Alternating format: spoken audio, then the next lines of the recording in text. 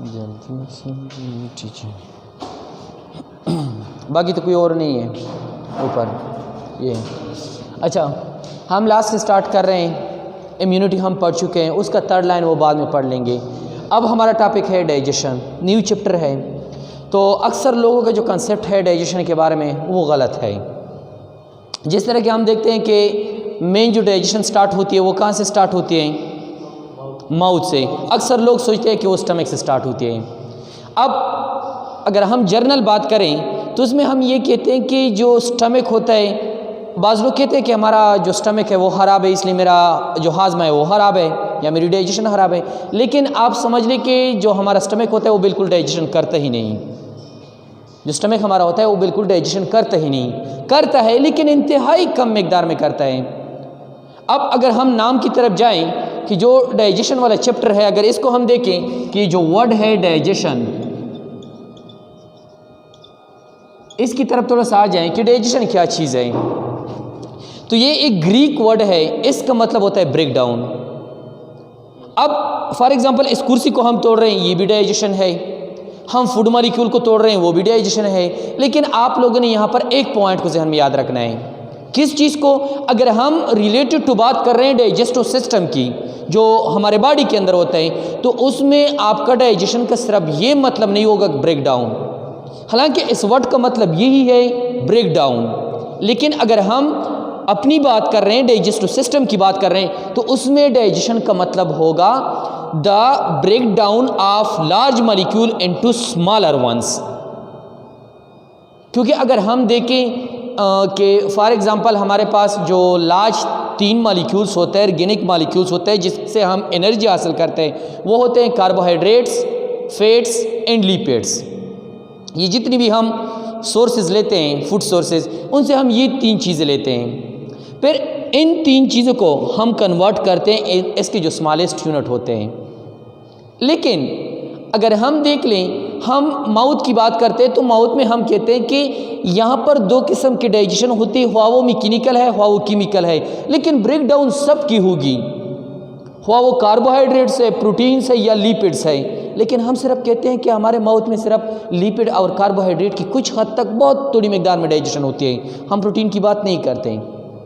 इसी तरह अगर हम स्टमक की तरफ चले जाएं तो स्टमक में हम ये बात करते हैं कि वहाँ पर किस चीज़ की डाइजेशन होगी? वहाँ पर जस्ट प्रोटीन की डाइजेशन होगी।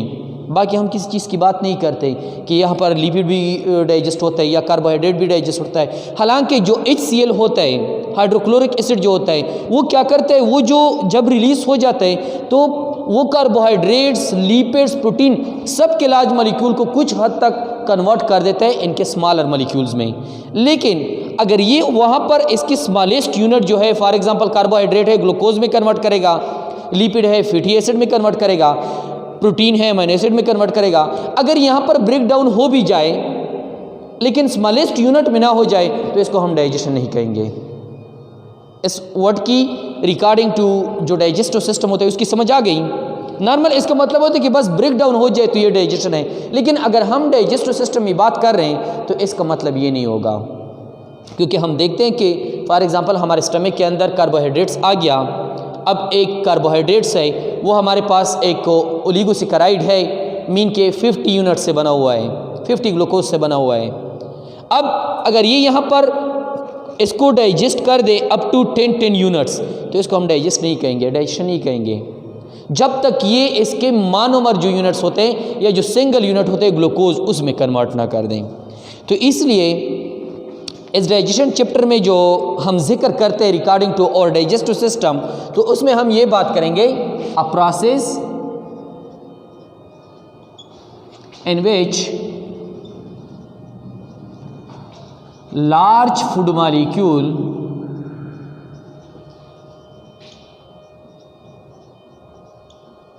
are broken down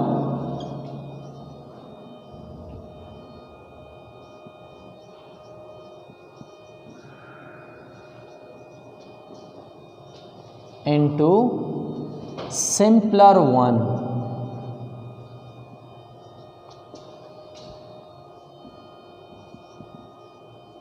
जो इसकी सबसे सिंपलेस्ट यूनिट होगी या स्मॉलेस्ट यूनिट होगी, अगर उसमें ये ब्रेक हो रहे तो इसको अब हम कह सकते हैं कि इस चीज़ के हमने अपनी डाइजेस्टिव सिस्टम में क्या कर ली, डाइजेशन कर ली। इस टर्म की समझ आ गई। अच्छा, अब जो हमारे बॉडी के अंदर डाइजेशन होता है उसके लिए एक ख़ास सिस्टम मौजूद है। हमें पता है कि हमारे बॉडी के अंदर जो भी प्रोसेस होता है उसके लिए एक सिस्टम मौजूद होता है। विदाउट सिस्टम हमारे बॉडी में कोई फंक्शन नहीं हो सकता। अब अगर यहाँ पर हम देख लें कि जो हमारे बॉडी के अंदर डाइजेशन हो रहा है उनके लिए कौन सा सिस्टम मौजूद है, तो इसके लिए एक सिस्टम है डाइजेशन के लिए जिसको हम कहते हैं डाइजेस्टिव सिस्टम। अब डाइजेस्टिव सिस्टम में क्या होगा, हमारे जो लार्ज फूड मॉलिक्यूल होंगे वो कन्वर्ट होंगे स्मॉलर वन में। लेकिन हम थोड़ा सा डाइजेस्टिव सिस्टम को डिस्कस करते हैं कि डाइजेस्टिव सिस्टम में एक्चुअली हमारे कौन कौन से पार्ट जो है वो इन्वॉल्व है। अब डाइजेस्टिव सिस्टम में जितनी भी पार्ट इन्वॉल्व है वो हमारे एक कंटिन्यूअस ट्यूब की फॉर्म में मौजूद हैं। वो एक कंटिन्यूअस ट्यूब बनाते हैं। उस कंटिन्यूअस ट्यूब को हम नाम देते हैं GI track, GI track, gastrointestinal tract, या दूसरा नाम इसके लिए जो हम यूज़ करते हैं एलिमेंट्री कैनाल। ये दो टर्म हम इसके लिए यूज़ करते हैं। अब अगर हम GI ट्रैक की बात करें कि इसको हमने एलिमेंट्री कैनाल तो हम कहते हैं एक हल जो कैनाल होती है उसको हम कहते हैं एलिमेंट्री कैनाल। लेकिन कहीं पर कुछ मौक़ों पर इस चीज़ के बारे में पूछा जाता है कि अगर हम देखें कि हमारा जो GIT ट्रैक्ट होता है वो कहाँ से कहाँ तक होता है, तो उसकी हम बात करते हैं कि ये होता है माउथ टू एनस। अब नॉर्मली तो हम कहते हैं कि ये माउथ टू एनस होता है। फिर यहाँ पर हम दो टर्म का यूज़ करते हैं। G एंड I का ट्रैक्ट होता है एक ट्यूब, ट्रैक्ट होता है एक ट्यूब। अब G का क्या मतलब होगा, गैस्ट्रिक। I का मतलब होगा इंटेस्टाइन। इनको हम इंटेस्टाइन भी कह सकते हैं, प्रोनाउंस कर सकते हैं, इंटेस्टाइन भी प्रोनाउंस कर सकते हैं। तो इसका मतलब है गैस्ट्रिक एंड इंटेस्टाइन। तो इसका मतलब क्या होगा, यहाँ पर हम इस पूरे ट्रैक्ट को माउथ से एनस तक बहुत सारे पार्ट मौजूद है, हम इसमें इन दो पार्ट का क्यों जिक्र करते हैं, कोई रीज़न बता सकता है?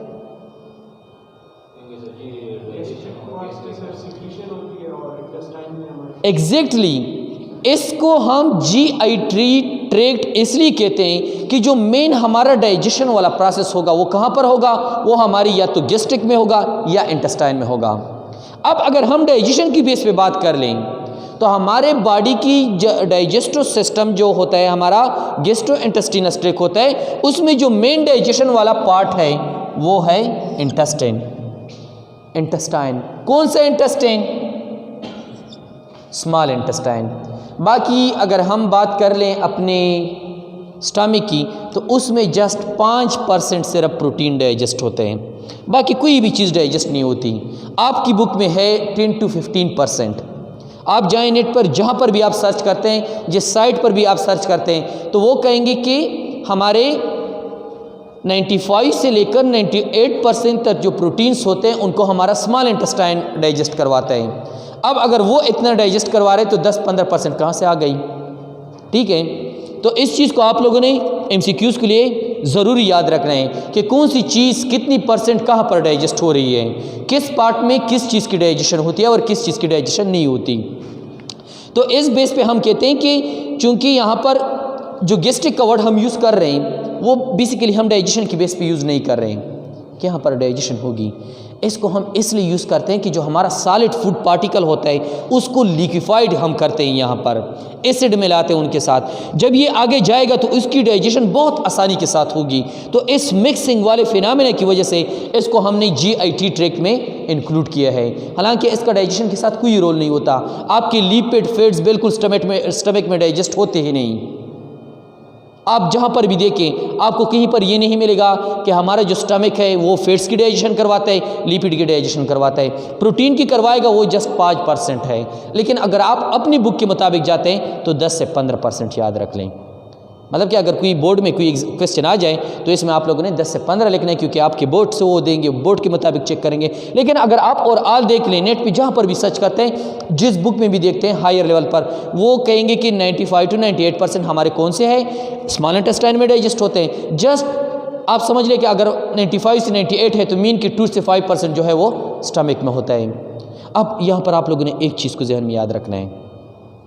हम कहते हैं कि हमारे स्टमक में न तो लिपिड की डाइजेशन होती है न फैट्स की होती है, लेकिन यहाँ पर एक टर्म आप लोगों ने याद रखना है। जब मैं आपको स्टमक के इनर वॉल का स्ट्रक्चर ड्रा करवाऊंगा तो इसमें एक सेल्स होते हैं, इसमें एक सेल्स होते हैं जिसको हम कहते हैं चीफ सेल्स।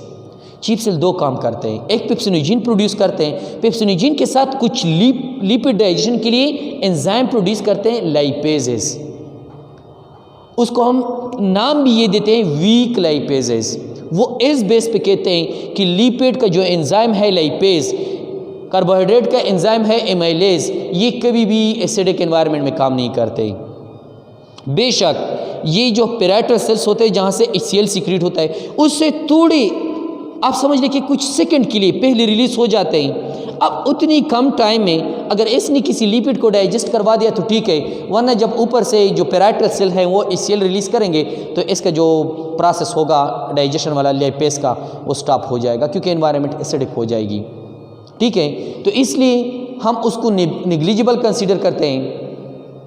निग्लिजिबल का मतलब कि उसको हम ये भी नहीं कह सकते कि ये 1% कर रहे हैं। तो इसलिए हम कहते हैं कि लिपिड और फैट की जो लिपिड फैट्स और कार्बोहाइड्रेट की जो डाइजेशन है वो वो स्टमक में नहीं होती, बल्कि कहाँ पर होती है, स्मॉल इंटेस्टाइन में। सिर्फ प्रोटीन की डाइजेशन होती है। तो इसको आप लोगों ने ध्यान में याद रखना है।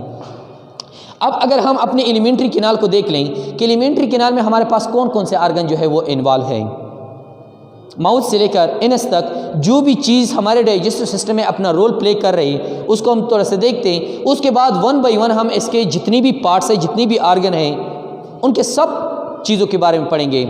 इसकी स्ट्रक्चर कैसी होती है, हिस्टोलॉजी क्या होती है, कौन से एंजाइम प्रोड्यूस करता है, कौन सा इसका पीएच होता है, कौन सा इसका एनवायरनमेंट होता है, तो इसको 1 by 1 पढ़ेंगे। तो पहले हम देखते हैं कि जो हमारा माउथ से एनस तक का स्ट्रक्चर है अपने डाइजेस्टिव सिस्टम का, GIT ट्रैक्ट का या एलिमेंट्री कैनाल का, वो किस तरह से है। तो इसका जो स्ट्रक्चर है वो इस तरह से है।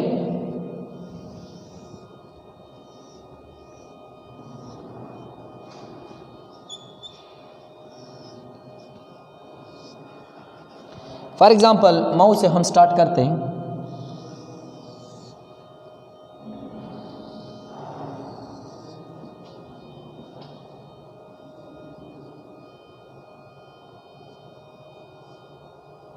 अच्छा, एक चीज़ को आप और भी ज़हन में याद रख लें कि जनरली जो हम बुक में देखते हैं तो यहाँ पर जो हमारा एसोफेगस होता है उनको ये सीधा बनाते हैं, सीधा इसको स्टमक के साथ टच करवाते हैं, लेकिन ये सीधा नहीं होता। यहाँ पर थोड़ी सी सी शेप टर्न होती है। इस चीज़ को आप लोगों ने जहन में याद रखना है। उसी की बेस पे हमने इसको एक नाम दिया होता है, इसी पार्ट को, वो मैं बाद में बता दूंगा, लेकिन उसको थोड़ा सा आप लोगों ने टर्न देना है। उसके बाद इस तरह का एक उभरा हुआ पोर्शन होगा स्टमक का, फिर यहाँ पर दूसरी टर्न शुरू हो जाएगी, फिर यहाँ पर एक सी शेप और स्ट्रक्चर मिलेगा हमें, फिर उसके बाद इस तरह का हमारा स्मॉल इंटेस्टाइन स्टार्ट हो जाएगा। उसके बाद ये स्मॉल इंटेस्टाइन मिल जाएगा एक वाल्व के ज़रिए,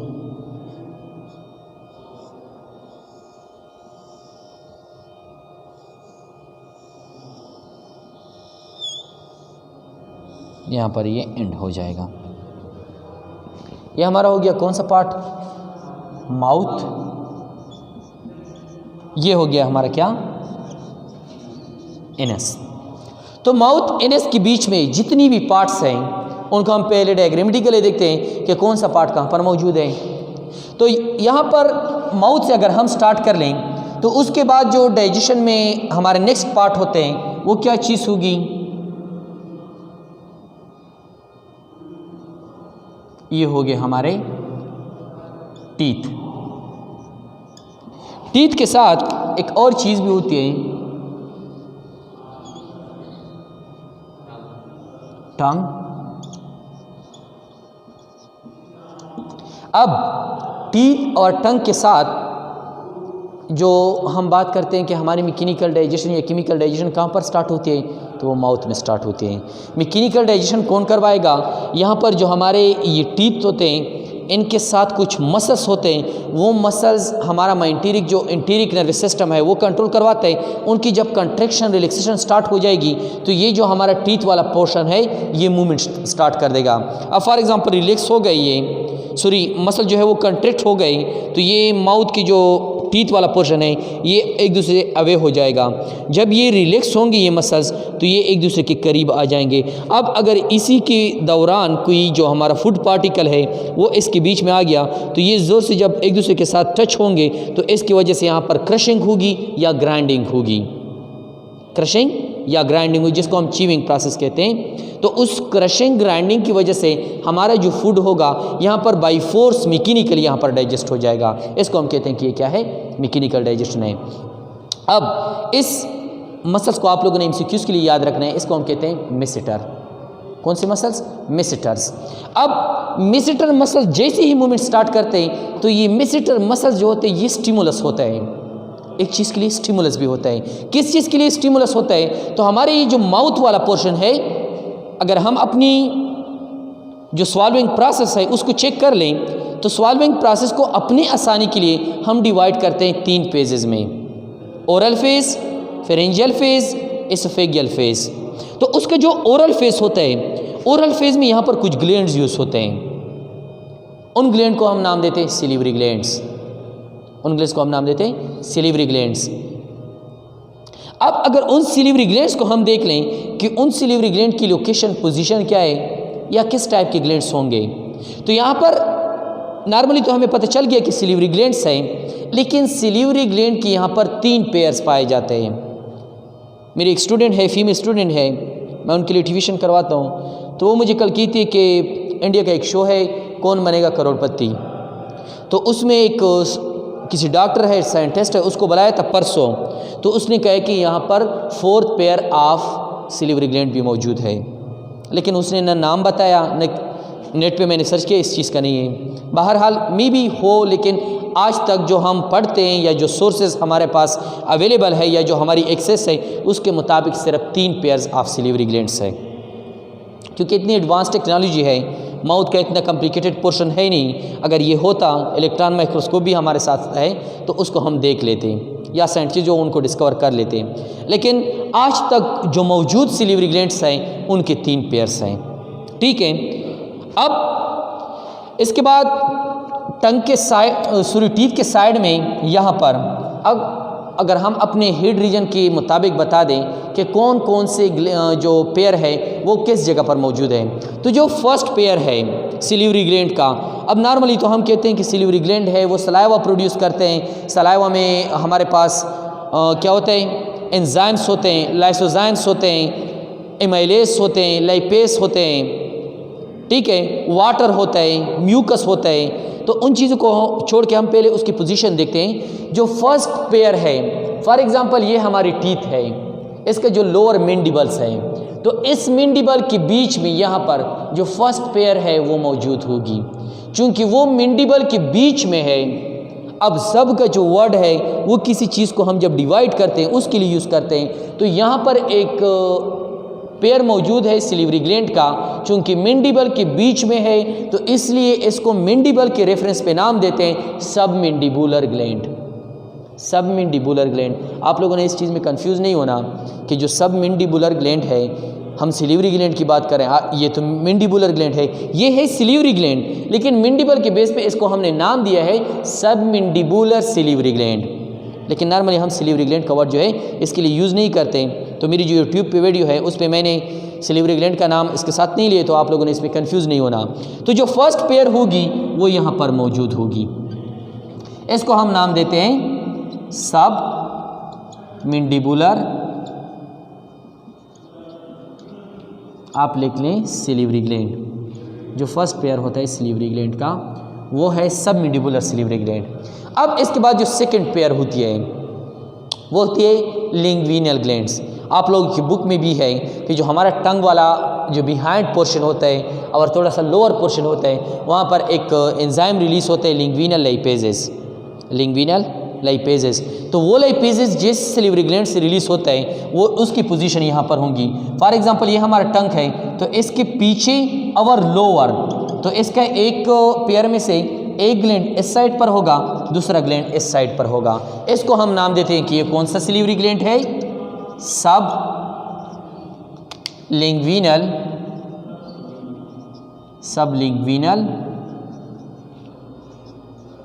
सिलिवरी ग्लैंड। लास्ट जो सिलिवरी ग्लैंड होती है वो कौन सी होती है, वो आप ऐसे याद रख लें उसको कि फॉर एग्जांपल यहाँ पर कौन सी चीज़ है, हमारी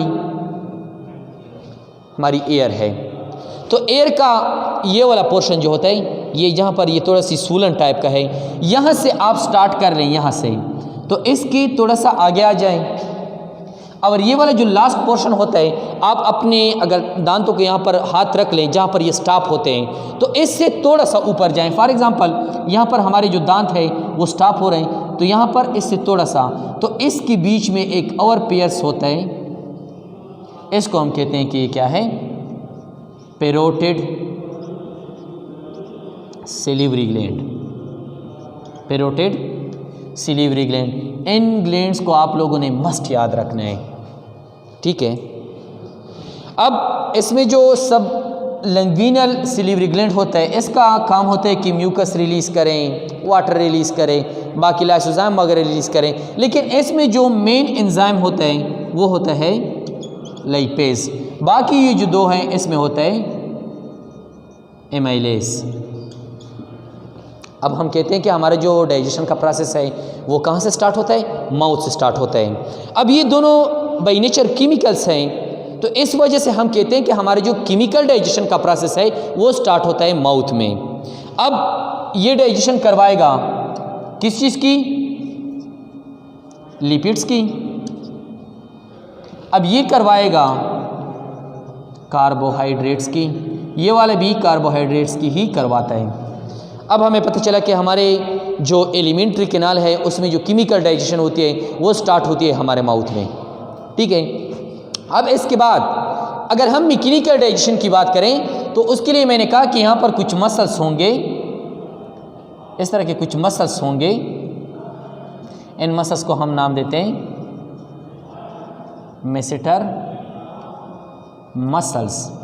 तो ये मेसेटर मसल जो कंट्रैक्शन एंड रिलैक्सेशन करवाएंगे, तो इनकी वजह से यहाँ पर क्रशिंग ऑफ फूड होगी, ग्राइंडिंग ऑफ फूड होगी। तो इसलिए हम इसको कहते हैं कि यहाँ पर मैकेनिकल डाइजेशन भी हो गई।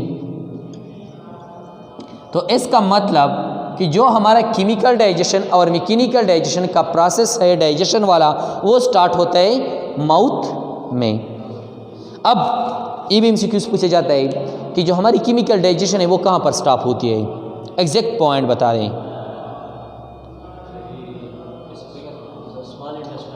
केमिकल डाइजेशन कहाँ पर स्टॉप होती है,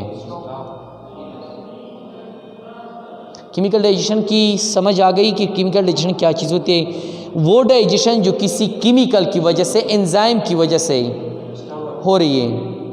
तो स्टमक में मैंने क्या कि स्टमक में सिर्फ 5% प्रोटीन की डाइजेशन होती है, बाकी सारी डाइजेशन कहाँ पर होती है, स्मॉल इंटेस्टाइन में होती है। तो कहाँ पर हो गई, स्मॉल इंटेस्टाइन में। लेकिन आपसे एमसीक्यूज में ये नहीं पूछा जाता कि मुझे स्मॉल इंटेस्टाइन बताएं, वो कहते हैं कि एग्जैक्ट पॉइंट बताएं। अब स्मॉल इंटेस्टाइन को हम फर्दर डिवाइड करते हैं 3 पार्ट्स में, ड्यूडीनम, जुजीनम, एलियम। तो इसमें मुझे बता दें कि कहाँ पर होती है। एमसीक्यूज में अक्सर पूछा जाता है कि जो केमिकल डाइजेशन का प्रोसेस है स्टार्ट कहाँ पर होता है, एंड कहाँ पर होता है। माउथ में स्टार्ट हो गया, जो जुजीनम का पार्ट होता है वहाँ पर हमारी केमिकल डाइजेशन स्टॉप हो जाती है, ठीक है।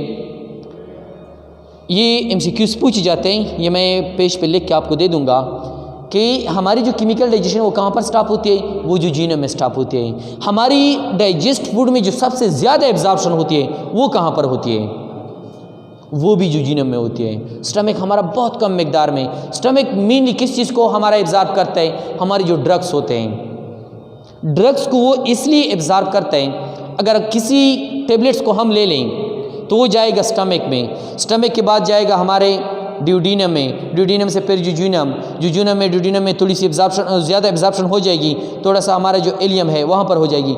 लेकिन अगर हम डिस्टेंस को देख लें, स्टमक और जो हमारा ड्यूडीनम, जुजूनम या इलियम है उसके बीच में कुछ टाइम लगता है।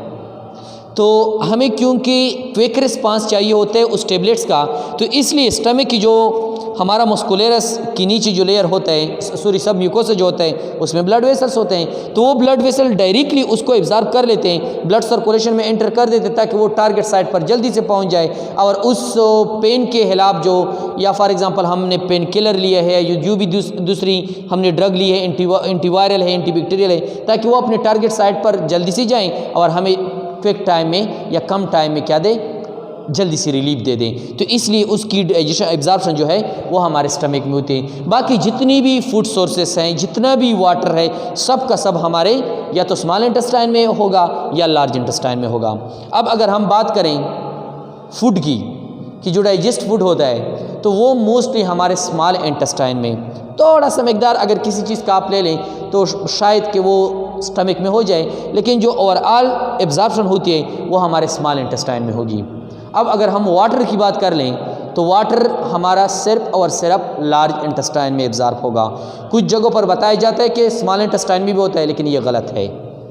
वाटर की जो एब्जॉर्प्शन होती है वो सिर्फ हमारी लार्ज इंटेस्टाइन में होगी, फूड की जो है वो स्मॉल इंटेस्टाइन में होगी, जो ड्रग्स होते हैं, टेबलेट्स होते हैं, उनकी स्टमक में होती है। उसके अलावा हमारा जो GIT ट्रैक्ट होता है कहीं पर भी किसी चीज़ की एब्जॉर्प्शन नहीं होगी। इसके समझ आ गई?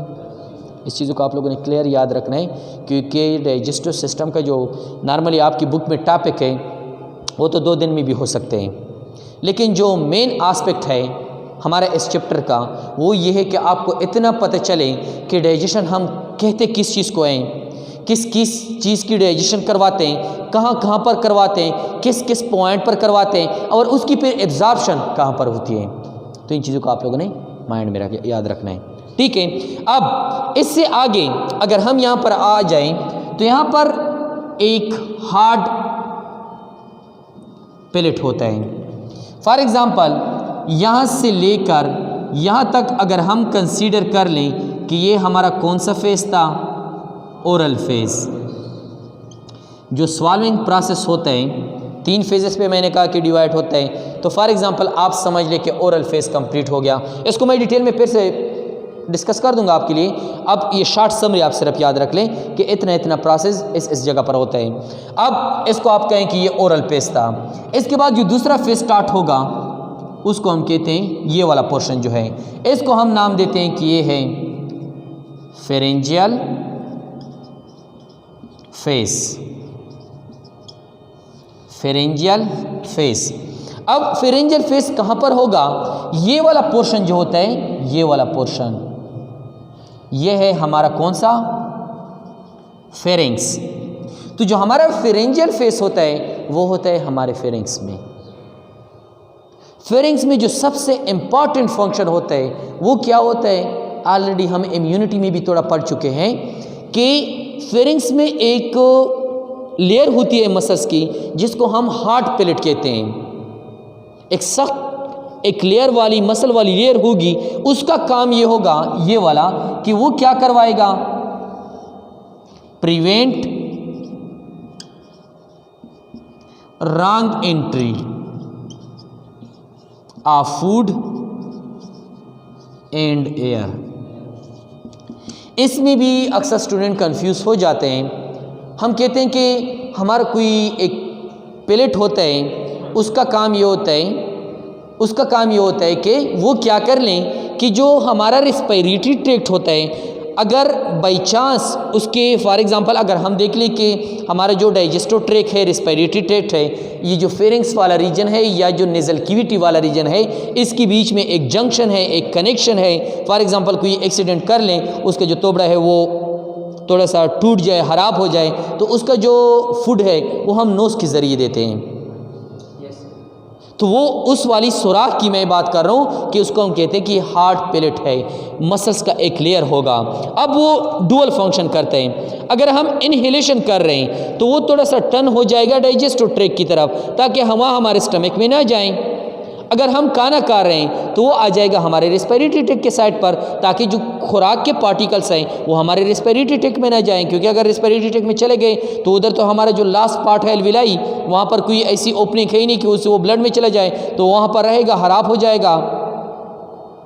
तो वहाँ पर बैक्टीरिया होते हैं, उनके लिए as a rich source of food मिल जाएगा, तो वहाँ पर वो आसानी के साथ ग्रो करेंगे, हमारे अंदर बहुत सारे डिजीज का कर सकते हैं। तो इसको बचाने के लिए कि हवा गलत न जाए डाइजेस्टिव ट्रैक्ट में और फूड गलत न जाए हमारे रेस्पिरेटरी ट्रैक्ट में, तो इसको बचाने के लिए हमारा कौन काम करता है? हार्ट पैलेट ऑफ फेरिंग्स, या जो नेजोफेरेंजियल रीजन होता है जिसको हम कहते हैं नेजोफेरिंग्स, तो वहाँ पर जो हार्ट पैलेट होता है ये wrong entry of food and air को क्या करता है? गलत रास्ते में जाने से प्रिवेंट करता है।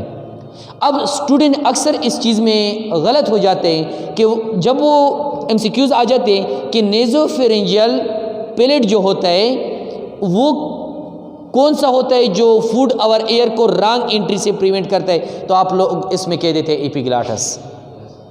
अक्सर इसमें मैंने देखे, यहाँ पर मैं जब इम्यूनिटी सॉरी डाइजेशन मैंने स्टार्ट किया था फीमेल के लिए, तो उनमें जो काबिल स्टूडेंट थी क्लास की, तो वे भी यही कह रहे हैं कि वो एपिग्लॉटस है। अब थोड़ा सा एनाटॉमिकल स्ट्रक्चर इस चीज़ का देख लें एंडो सिस्टम का, तो अगर हम ये हमारा फॉर एग्जांपल डाइजेस्टिव ट्रैक्ट है, तो अगर हम इसको थोड़ा सा नीचे ला दें इस तरह से, ये रेस्पिरेटरी ट्रैक्ट हो गया, तो एपिग्लॉटस यहाँ पर होता है, वो लेरिंग्स में होता है, फेरिंग्स में नहीं होता। उसका एपिग्लॉटस का काम होता है to prevent the food to enter the lower parts of lungs या रेस्पिरेटरी ट्रैक्ट। मतलब ये अगर इस हार्ट पैलेट की जो हमको इस्लाम बताता है कि जब हम खाना खाते हैं तो हमें बात नहीं करनी चाहिए, जब हम बात करते हैं तो हम उसके साथ हवा लेते हैं, तो हमारे ब्रेन को ये पता चल जाता है कि अभी हवा जा रही है, तो इसलिए वो जो पैलेट होता है उनको थोड़ा सा टर्न कर देता है डाइजेस्टिव साइड पर, ताकि वो क्लोज हो जाए और हवा हमारे रेस्पिरेटरी सिस्टम तक चली जाए। लेकिन वो अभी बीच में होते हैं, इधर से हम खाना भी खा रहे हैं तो कुछ फूड के पार्टिकल जो है वो रेस्पिरेटरी सिस्टम में भी चले जाते हैं। अब अगर इस पैलेट की वजह से या जो नेजोफेरेंजियल पैलेट होता है उसकी वजह से कोई चीज़ हमारा जो रेस्पिरेटरी ट्रैक्ट होता है उसमें आ जाए, तो नीचे यहाँ पर एक पैलेट होता है जिसको हम एपिग्लॉटस, सब एपिग्लॉटस, ग्लॉटस, सब ग्लॉटस वहाँ पर आ जाता है। तो उसका काम ये होगा, ये जो फूड मॉलिक्यूल आ गया है इसको अब दोबारा निकाल दें, तो यहाँ पर क्या होगा? एक रेस्पिरेटरी रिफ्लेक्स हो जाएगा, स्ट्रॉन्ग कंट्रैक्शन हो जाएगी, उसकी वजह फूड को एक पीछे की तरफ से फोर्स मिल जाएगा एकदम से, तो इसकी वजह से प्रेशर की वजह से वो ऊपर आ जाएगा, हमारे नोज़ के थ्रू वो निकल जाएगा। तो वो एपिग्लॉटस का काम है। जो मेन फूड को और एयर को प्रिवेंट करते हैं इन दो सिस्टम के बीच में, वो हमारा हार्ट पैलेट होता है। इसकी समझ आ गई? तो ये हमारा हो गया फेरिंग्स, फेरेंजियल फेज। उसके बाद जो नेक्स्ट फेज यहाँ से यहाँ तक स्टार्ट होता है उसको हम कहते हैं एसोफेगियल फेज। एसोफेगियल फेज कहाँ पर होगा? हमारा जो एसाफेगस है वहाँ पर होगा। इसका सिर्फ ये काम होता है कि फूड के जो बुलस वाले मॉलिक्यूल है उसको सीक्वेंशियल आर्डर में हमारे ओरल फेज से ले आएँ या फेरेंजियल फेज से ले आएँ हमारे स्टमक में, मीन के सारे फूड को एक ही साथ न छोड़ें, मतलब प्रेशर के साथ एक ही साथ न छोड़ें। एक बुलस को आराम से लेके आ गया, स्टमक में छोड़ दिया, दूसरी बुलस को लेके आया, स्टमक में छोड़ दिया। अब इसका मेरा मतलब ये नहीं कि एक दफ़ा एक बुलस इंटर हो गया, जब तक कि यहाँ पर निकला ना हो तो दूसरा बुलस यहाँ पर इंटर नहीं होगा। ये होंगे इसमें बुलस, लेकिन वो जो बुलस होते हैं वो वेव लाइक मूवमेंट करते हैं। फॉर एग्जाम्पल एक बुलस अगर यहाँ पर है तो इसके साथ 7-8 बुलस टच में नहीं होंगे, एक यहाँ पर है, दूसरा यहाँ पर होगा, तीसरा यहाँ पर होगा, चौथा यहाँ पर होगा, पाँचवा इस तरह होगा। तो इसलिए वो एक वेव लाइक में मूवमेंट करते हैं। और ये जो वेव लाइक मूवमेंट है इसका मैकेनिज्म मैं आपको बता दूंगा जब इसका टॉपिक आ जाएगा। इसमें दो किस्म के मसल्स काम करते हैं, एक होता है लैटिट्यूडनल मसल्स, एक होता है सर्कुलर मसल्स। इन दो का एक अल्टरनेटिव फंक्शन होता है एक दूसरे के साथ, उसकी वजह से ये जो बुलस मूवमेंट करता है ये हमारे पास वेव लाइक करता है। किस तरह से करते हैं ये मैं उसके मैकेनिज्म बता दूंगा। उसके बाद यहाँ पर जो फेरेंजियल फेज से जो फूड एंटर होते हैं यहाँ पर एक वॉल होता है, इसको हम कहते हैं अपर एसोफेगियल